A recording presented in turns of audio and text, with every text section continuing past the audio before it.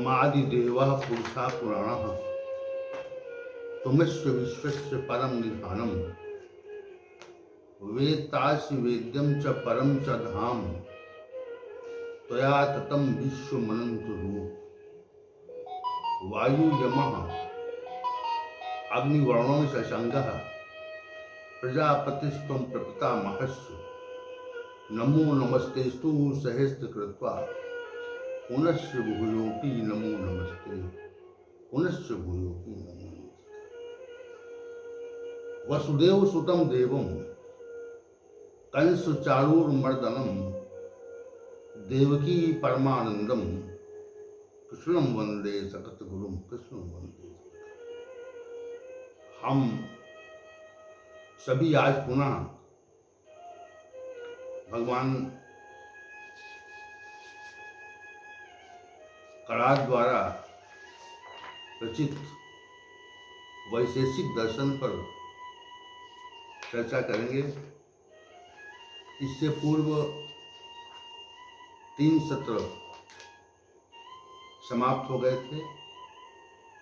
आज महर्षि कणाद ने जो ज्ञान के स्वरूप का वर्णन किया है उस पर आज की चर्चा है।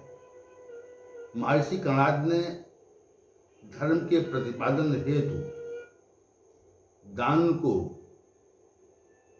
एक महत्वपूर्ण तथ्य स्वीकार किया और ये कहा कि दान जो है वह धर्म की प्रतिष्ठा के लिए दान देना अनिवार्य है।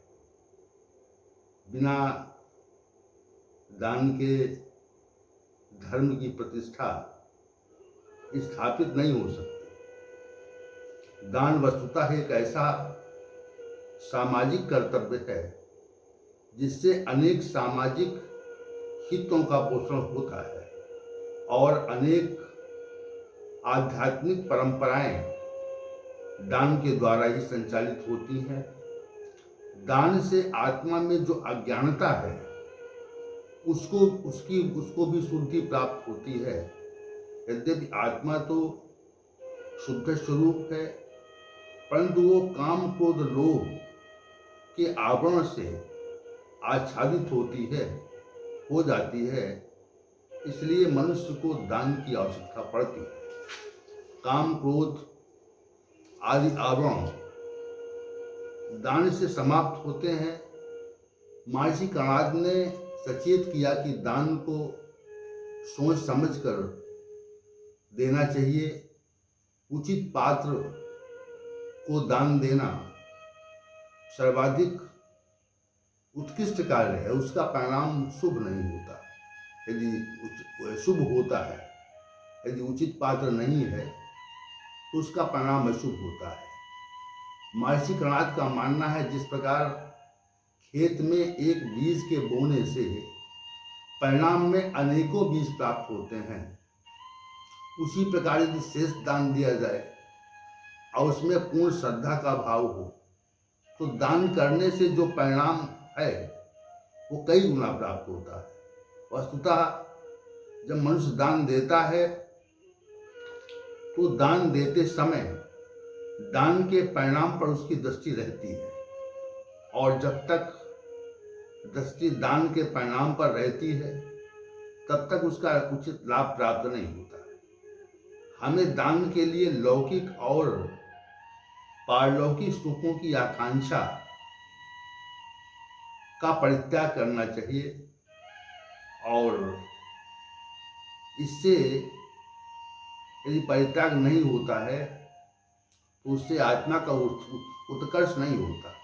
इसलिए उचित पात्र को दान देते समय लौकिक और पारलौकिक परिणाम के संदर्भ में कभी विचार नहीं करना चाहिए। जो मनुष्य दान देता है उसके लिए दान देने वाले पात्र पर विचार करना उचित है, क्योंकि सुपात्र को दान देने से अच्छा परिणाम होता है और कुपात्र को दान देने से अनुचित परिणाम होता है।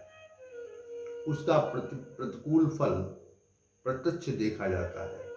इसी प्रकार जो व्यक्ति दान लेता है उसे दान लेने वाले के उद्देश्य का ध्यान रखना चाहिए।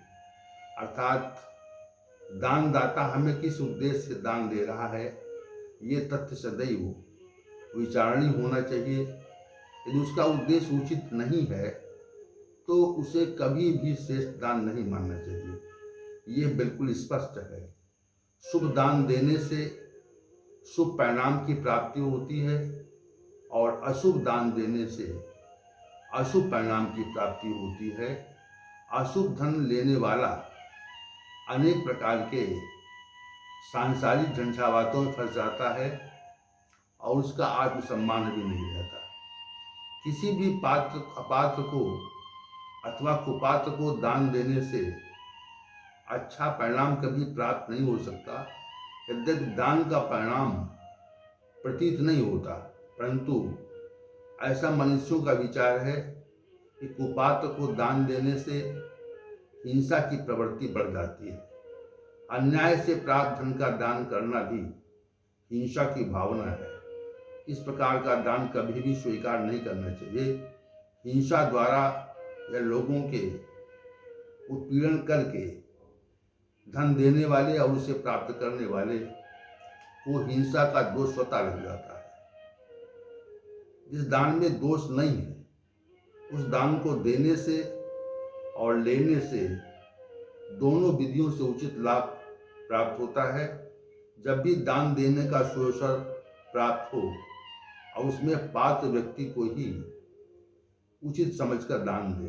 दान के लिए कोई श्रेष्ठ व्यक्ति उपलब्ध नहीं है तो श्रेष्ठ के नीचे के स्तर के व्यक्ति को दान दे सकते हैं, और यदि सामान्य व्यक्ति भी उपलब्ध नहीं है तो हीन व्यक्ति को भी आप दान दे सकते हैं। ऐसा शास्त्रीय नियम है। परंतु उत्कृष्ट दान देने के लिए उत्कृष्ट व्यक्ति ही हमें खोजने का प्रयास करना चाहिए। इसके अलावा अतिरिक्त जो व्यक्ति दान ले रहा हो उसे भी श्रेष्ठता और निम्न सामान्य निकष दानी बन जाना चाहिए। धर्म के विरुद्ध आचरण करने वाले से प्राप्त होने वाले दान का त्याग करना ही उचित है। हीन व्यक्ति से दान लेना ठीक नहीं है। दानी और दान प्राप्त करने वाला व्यक्ति समान स्थिति में है तो ये आवश्यकता पड़ने पर चाहे जिसे दान दे अथवा ले, इसमें कोई अनुचित विचार या उचित विचार नहीं है। ये पारस्परिक लेन देन है जो समय के साथ दोनों की ओर से होता है। इस प्रकार महर्षि कणाद ने दान के स्वरूप पर भी बहुत विचार किया। पात्र सुपात्र कुपात्र के संबंध में अनेक विशिष्ट निर्देश प्रदान किए। वैशेषिक दर्शन की कुछ मुख्य विशेषताएं भी हैं जिसका वर्णन महर्षि कणाद ने किया है। समस्त आत्माएं नित्य हैं। प्रत्येक शरीर में भिन्न भिन्न प्रकार की आत्माएं हैं। आत्माओं की संख्या असंख्य है। जो आत्माएं मुक्त हो जाती हैं वे प्रलय के उपरांत नवीन सृष्टि में वापस लौटती हैं। महर्षि कणाद का विचार है कि जो भी वैदिक कर्म होते हैं उनसे प्रत्यक्ष परिणाम प्रतीत तो नहीं होता, परंतु परिणाम प्राप्त अवश्य होता है। वैदिक कर्मों के संपादन से हमें समृद्धि प्राप्त होती है। हमारे द्वारा जो कर्म किए जाते हैं अर्थात संसारिक क्रियाएं जो की जाती हैं उनका भी काम प्रतीत नहीं होता, परंतु वे सब परिणामी होती हैं। जैसे जल का प्रवाह, अग्नि का ऊपर की ओर जाना, वायु की अनेक प्रकार की गति आभास में आती है, परंतु वैसी प्रतीति आत्मा और मन के द्वारा किए गए कार्य में नहीं होती। इसलिए प्रत्येक कर्म का परिणाम होता है। महर्षि कणाद ने मन को चेतन जब माना, परंतु वो आत्मा की तरह नित्य नहीं है। मन अनित्य है।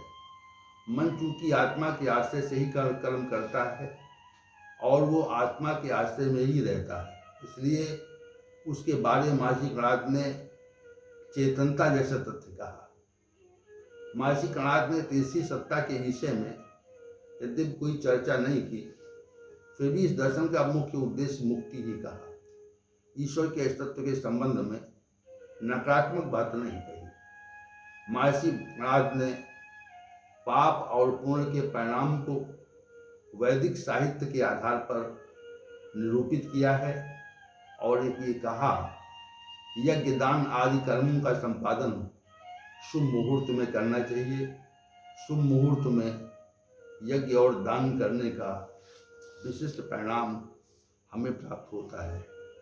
महर्षि कणाद ने शब्द की नित्यता और अनित्यता के बारे में कोई विशद निर्णय प्रस्तुत नहीं किया, इस तथ्य को स्पष्ट नहीं कर पाए।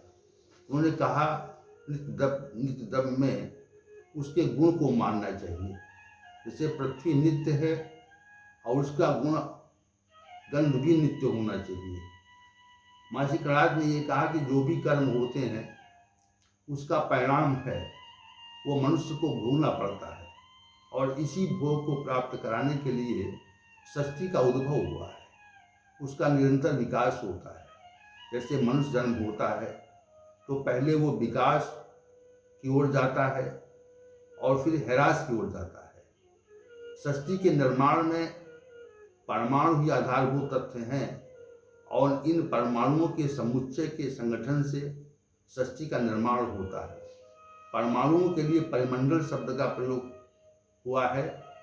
परमाणुओं के विघटन से ही समस्त कार्य जगत का विनाश हो जाता है और पश्चात प्रलय हो जाती है। महर्षि कणाद का यह मानना है कि अभाव नाम का कोई तत्व इस संसार में नहीं, सर्वत्र भाव ही भाव है। आकाश, वायु, अग्नि, जल, पृथ्वी ये प्राकृत नित्य और चेतन माने गए हैं। इनसे क्रमशः शब्द, स्पर्श, रूप, रस, गंध नामक नित्य गुणों की उत्पत्ति हो जाती है, जो हमारी ज्ञानेंद्रियों के गुण के रूप में प्रतीत होती है। कर्म भी द्रव्य पर ही आश्रित हैं। कर्म से कर्म की उत्पत्ति संभव नहीं है, क्योंकि कर्म एक दूसरे के विरोधी हैं और उससे दूसरे का विनाश हो जाता है। इस प्रकार महर्षि कणाद के वैश्विक दर्शन पर चर्चा समाप्त हुई और कल हम महर्षि जैमिनि के मीमांसा दर्शन पर चर्चा करेंगे। ओम सहनावतु सहनौ भुनक्तु सह वीर्यं करवावहै कृष्णावधीतमस्तु मा विद्विषावहै। ओम शांति शांति शांति।